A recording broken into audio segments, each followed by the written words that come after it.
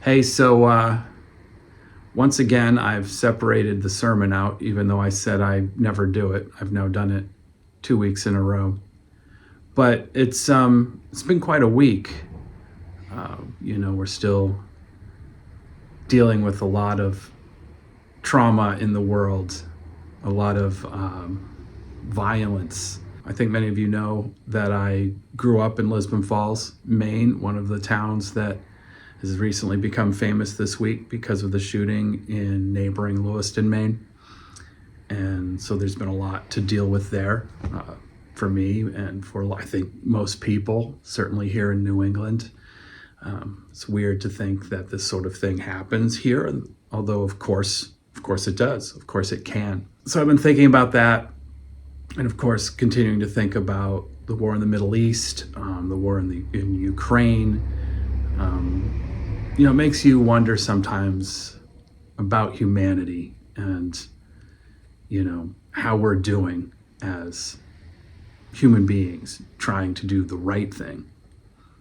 So once again, I've separated out, as I said, the sermon from the service in case you want to watch it. It is a continuation, essentially, of last week's when we talked about the need to delve into ourselves, into our unexamined parts, to get a better sense of who we are and how we react. And the emphasis there is on the word react, how we react in the world to stress and to strangeness. This week it's a little bit different, but a similar theme. It was Reformation Sunday. So we thought a little bit about what the tradition, the reforming tradition, has to say about changing ourselves in the world. And we talked a little bit about, or we thought about near the end, about how we could be part of that change, part of that reform, how we can continue to find the strength and the energy in a time when it's hard to find strength and energy sometimes, how we could continue to sort of move the ball forward, to matriculate the ball down the field, as they used to say in football. And, that's what we're thinking about. And, might be worth checking out the sermon. The text for the sermon was Matthew 11:28 to the end of the chapter, and a couple readings from this book here, which was a meditation manual put out by the United Church of Christ for the 500th anniversary of the Reformation. As you can see, there's a picture of Martin Luther on it. That was, let's see, 1517 was the kickoff date, the sort of symbolic kickoff date of the Reformation. So it would have been 2017 when they put this out.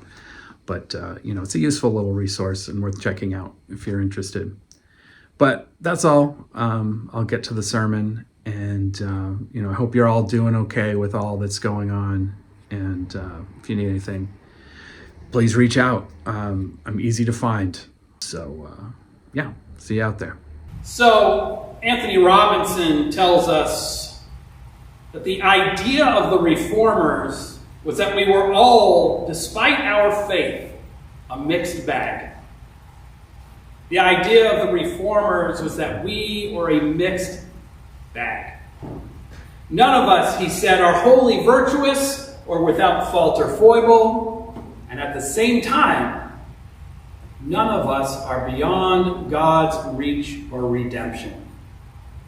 None of us are wholly virtuous or without fault or foible, and none of us are beyond God's reach or redemption.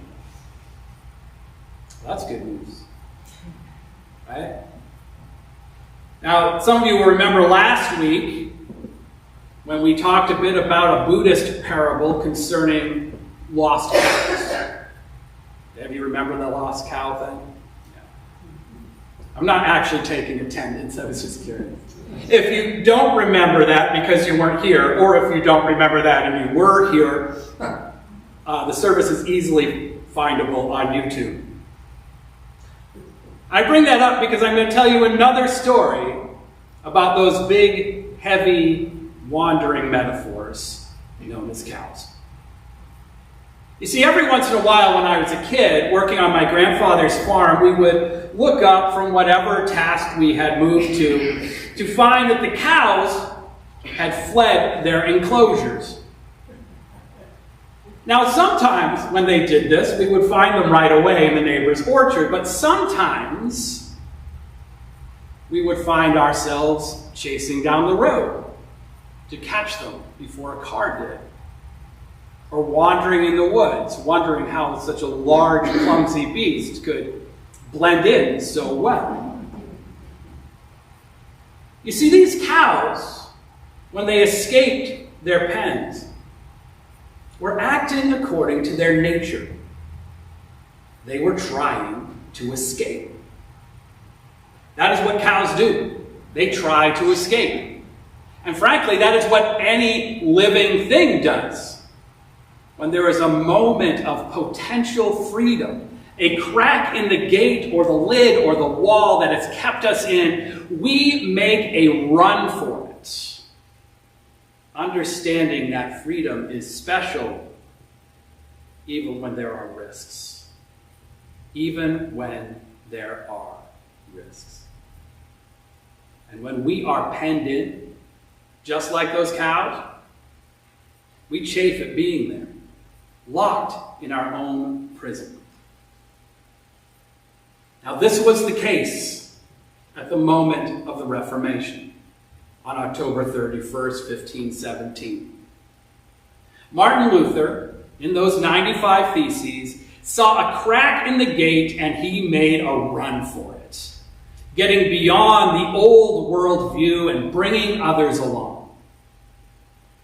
Now, before that moment, though there had been attempts to break out before, and Luther was certainly not alone in his dissent, before that moment, the establishment, the church, the state, the powerful elite, the establishment had done a pretty good job for a pretty long time of keeping that lid right on, forcing the people to at least publicly accept a certain way as necessary for society, and therefore in some way good, though it clearly wasn't good for everyone.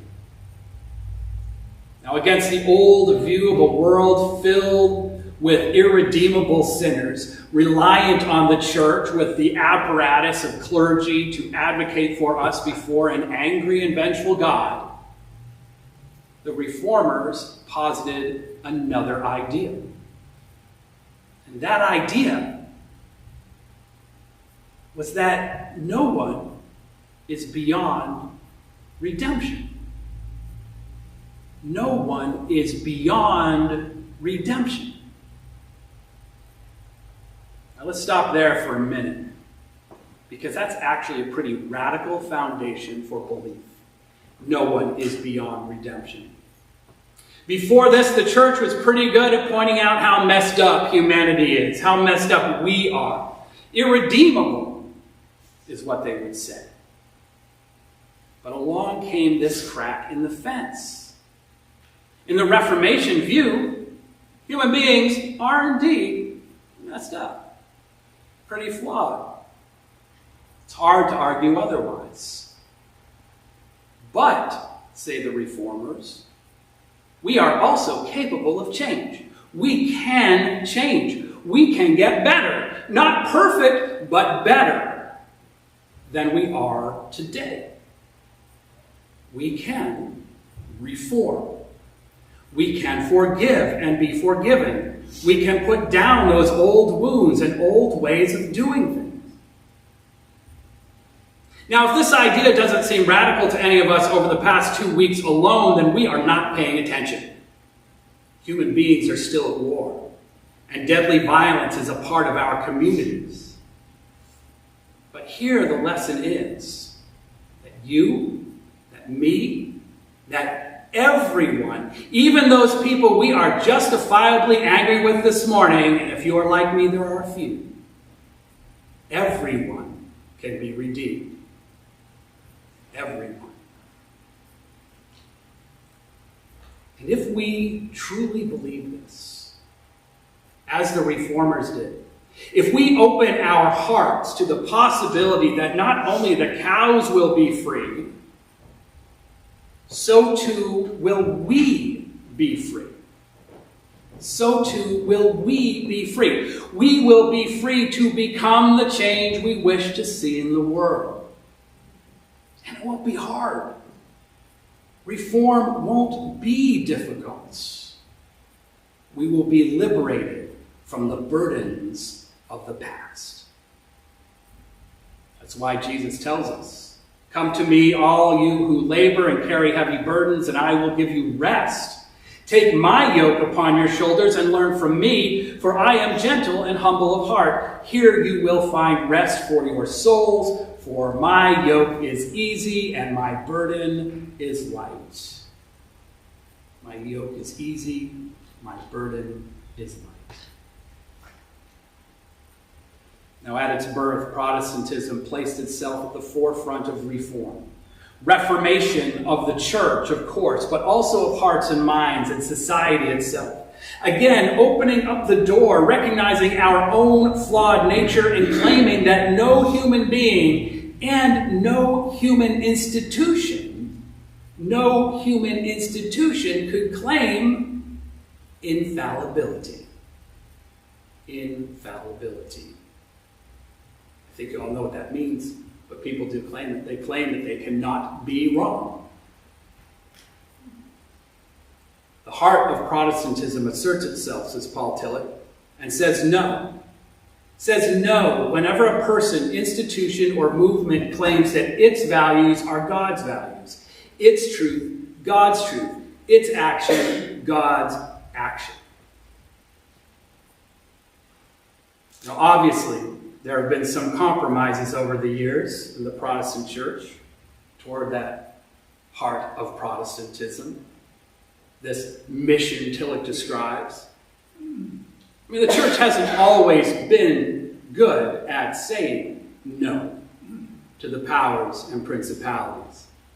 In fact, for a long time, most Protestant churches in the United States tried to stay firmly in the center of the status quo. Protest, after all, made powerful people uncomfortable, and like the church that Luther rebelled against, later powers have always tried to close the gate. Over the last 500 years, congregations frequently traded their old cages for ones maintained by new powers. But there have always been dissenters, haven't there? There have always been people in the church and elsewhere willing to dispute the absolute claims of others that Tillich decries. And that spirit is still here. The Reformation spirit is still here. So the struggle, the escape, the reformation continues.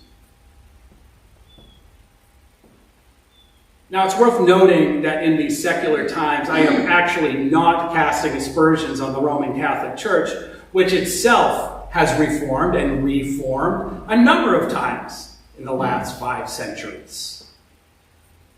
The new power that dominates our lives has nothing to do with religion and tries to keep us in our allotted fields. That new power is that capitalist drive toward materialism.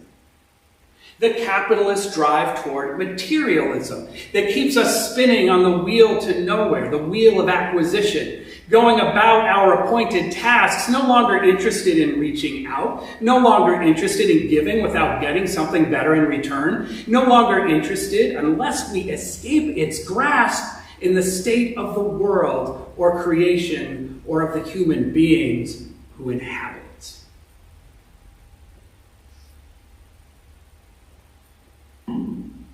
So what do we do about that?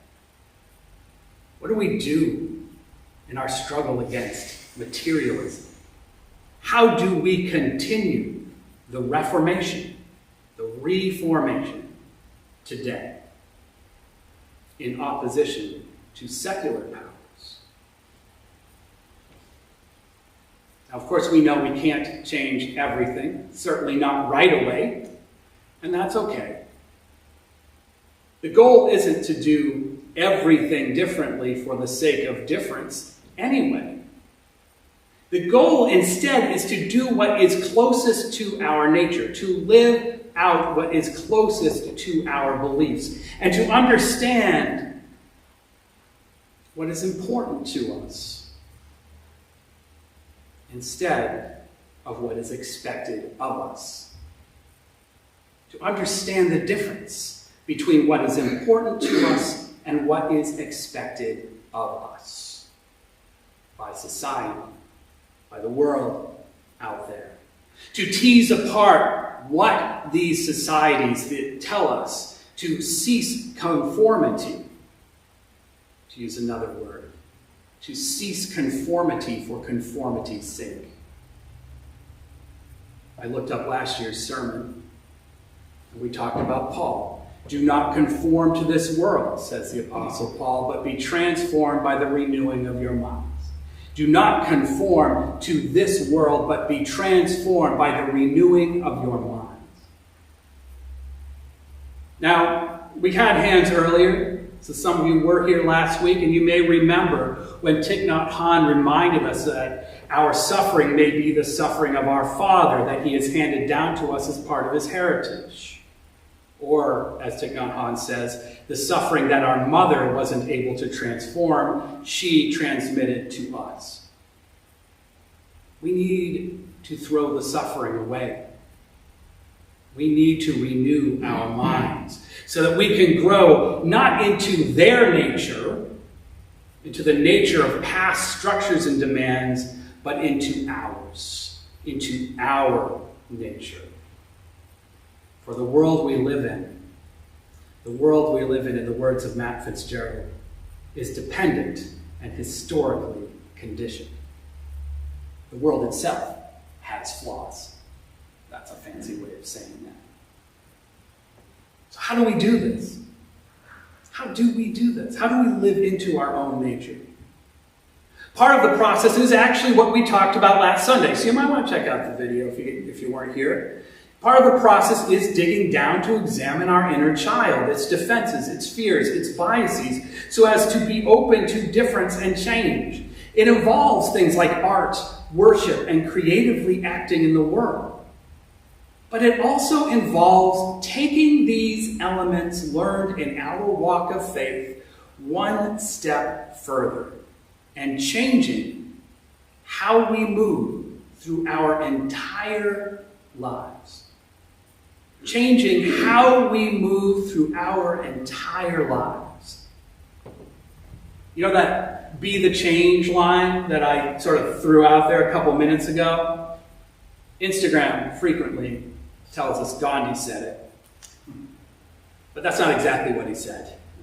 It's been trimmed down a bit. You know how Instagram posts can be. You got to get the picture. You got to get a certain number of syllables. What he actually said was much more profound and makes more demands. We but mirror the world, he tells us. All the tendencies present in the outer world are to be found in the world of our body. If we could change ourselves, the tendencies in the world would also change. As we change our own nature, so does the attitude of the world change toward us. As we change our own nature, so does the attitude of the world change toward us. This, he says, is a divine mystery supreme, a wonderful thing it is, and the source of our happiness. And then he concludes, we need not wait to see what others do. We need not wait to see what others do. We can move on. We can even pick that one issue that we care about the most. We can protest. That's what Protestants do. We can protest.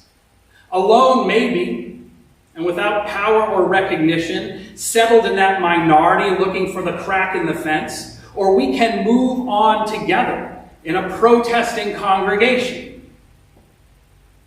Because then the burden is indeed lighter. Because it's always easier to be ourselves than what someone else wants us to be. Moving forward with our escape by taking one step at a time.